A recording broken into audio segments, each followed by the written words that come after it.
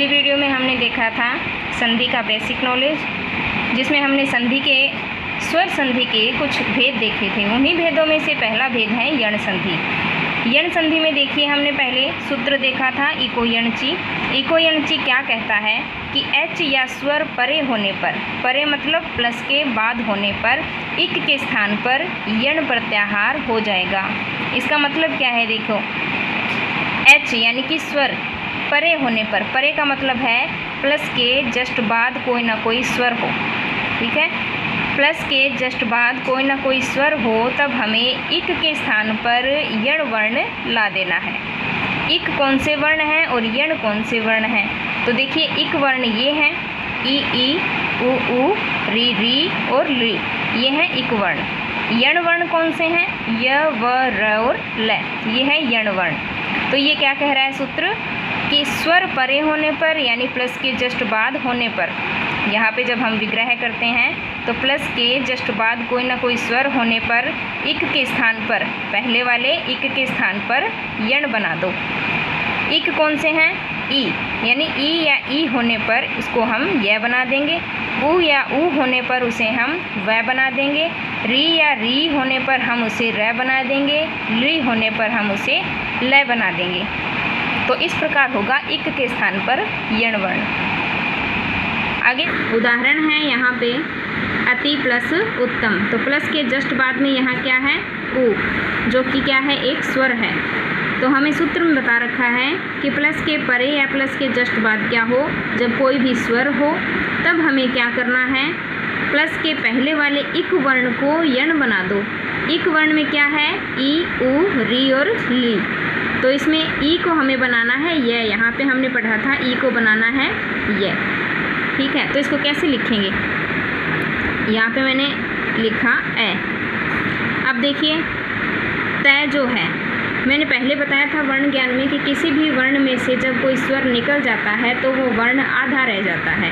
तो यहाँ पे ई को हम निकालेंगे तो यहाँ पे तय जो है ये आधा रह जाएगा। तो आधा तय हम कैसे लिखेंगे, ऐसे, ठीक है। फिर है इसमें ई। अब ई को हमें बनाना है ये हमने लिखा ये। प्लस के बाद जो स्वर होगा उसको हमें मात्रा बना देना है। ये हमने मात्रा बनाई यहाँ पे ऊ की। अब है तम, बचा क्या, तम, ये तम लिखा यहाँ पे, बना क्या, अत्युत्तम। इस प्रकार से इसको बनाने हैं। इति प्लस आदि, अब ही प्लस के बाद है आ, ठीक है। तय में से हमने ई निकाला तो तय आधा रह गया, यहाँ पे हमने आधा तय लिखा। फिर यहाँ पे ई है, इसको हमने ये बनाया। आ है, इसको हमने यहाँ पे आ की मात्रा लगा दी। दी बचा, इसको यहाँ हमने ऐसे लिख दिया, बना इत्यादि। फिर है यदि अपि।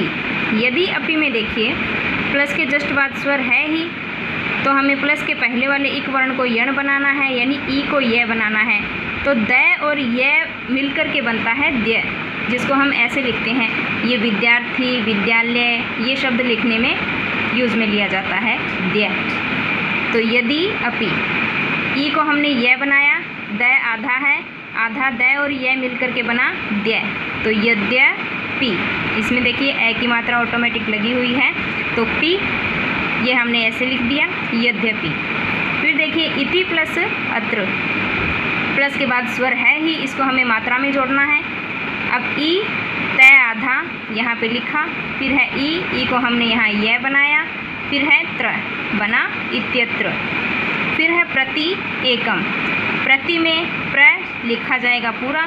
फिर है तय में से जब हम ई निकाल देंगे तो यहाँ पे तय आधा रह जाएगा, यहाँ पे हमने आधा तय लिखा। फिर है ई को हमने ये बनाया, फिर ए की मात्रा लगाई इसके, फिर कम, प्रत्येकम। फिर है जननी प्लस अत्र। अब देखिए प्लस के जस्ट बाद है ए, जिसको हमें मात्रा बनानी है। प्लस के पहले वाले इक वर्ण को हमें क्या बनाना है, जबकि बड़ी ई है यहाँ पे, जिसे हमने बनाना है ये। तो जनन्य, यहाँ पे न आधा हो गया, इसलिए हमने यहाँ पे आधा न लिखा। ई को हमने ये लिखा। फिर है त्र, क्योंकि ए की मात्रा इसमें मिली हुई है, बचा क्या, त्र, बना क्या, जनन्यत्र। फिर है इति प्लस आख्या।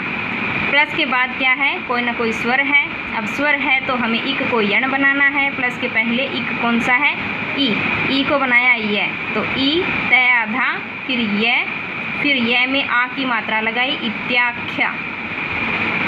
फिर है इति अक्षरम, इति में तय आधा हो गया, ई को यह बनाया, बना इत्य, य में ए मिला हुआ है, इत्यक्षरम। फिर देखिए अनु अय है, अनु में देखिए प्लस के जस्ट बाद है ए, कोई ना कोई स्वर है तो इक को हमें यण बनाना है, तो इक में से यहाँ पे आया है उ वर्ण, उ आया है तो उ को बनाना है व।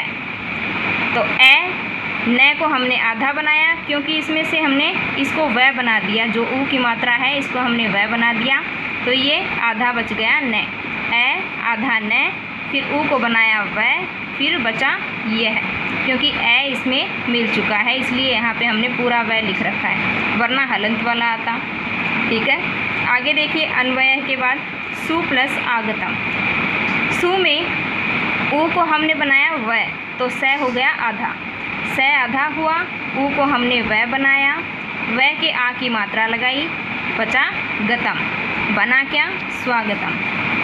फिर है मधु अरि, मधु में उ को हम व बनाएंगे तो बचेगा आधा ध, तो मैं आधा ध, फिर उ को बनाया हमने व, फिर ए की मात्रा, फिर री है, बना क्या मधुरी है। फिर है गुरु आदेश है, गु, फिर है र के उ की मात्रा, उ को हमें बनाना है व, तो र इसमें देखिए आधा हो जाएगा। आधे र को हम कैसे लिखेंगे, इस प्रकार से लिखेंगे जैसे यहाँ पे लिख रखा है, गुर व, यहाँ पे लिखा, उ को हमने व बना करके लिखा, फिर आ यहाँ पे हमने मात्रा लगाई, बचा क्या देश है, बना क्या गुरुआदेश है। फिर है पितृ ए, अब यहाँ पे कोई भी स्वर परे होने पर इक वर्ण को यण बनाना है, इक में से यहाँ है री, पितृ में देखिए यहाँ पे री आया है, री को बनाना है र, र बनाएंगे तो तय आधा तय और र मिल करके क्या बनेगा त्र बनेगा, त्रिशूल वाला त्र बनेगा। तो पितृ में तय को आधा आप करेंगे, फिर री को बनाएंगे र, आधा तय और र मिल करके बनेगा त्र, ए की मात्रा लगाएंगे बनेगा पित्रे। फिर देखिए धात्री प्लस अंश है, यहाँ पर भी री वाला ही एग्जाम्पल है, धात्री, तय आधा बचेगा, जब री को निकालेंगे, री को हमने बनाया र, फिर आधा तय और र मिल करके बना त्र, तो धात्र ए इसमें मिला हुआ है, अंश है, धात्र अंश है। फिर है मातृ प्लस आदेश है, तो मातृ में री है, तय आधा बच गया और री को र बनाया, तो तय आधा और र मिल करके बना त्र, आ की मात्रा लगाई तो बना मात्रा, बचा क्या देश है, बना क्या मात्रा देश है। फिर है ली प्लस आकृति, तो ली में देखिए यहाँ हमने पढ़ा था ली को बनाना है ल, तो ली को हमने यहाँ पे ल बना दिया, ल में हमने आ की मात्रा जोड़ दी, बना ला, बचा क्या कृति है, बना क्या लाकृति है। फिर देखिए ली प्लस आदेश है, प्लस के जस्ट बाद कोई ना कोई स्वर है यहाँ पे, इसको हमें मात्रा बना देनी है, प्लस के पहले है ली, तो ली को हमें बनाना है ल, ल बनाया, ल के यहाँ पे आ की मात्रा लगा दी, बना ला, फिर बचा क्या देश है, बना क्या ला देश है। आशा है आपको समझ में आया होगा। तो स्वर संधि का यण संधि जो भेद है ये इस प्रकार होगा। आगे हम देखेंगे अगली वीडियो में स्वर संधि के आगे के भेद। धन्यवाद।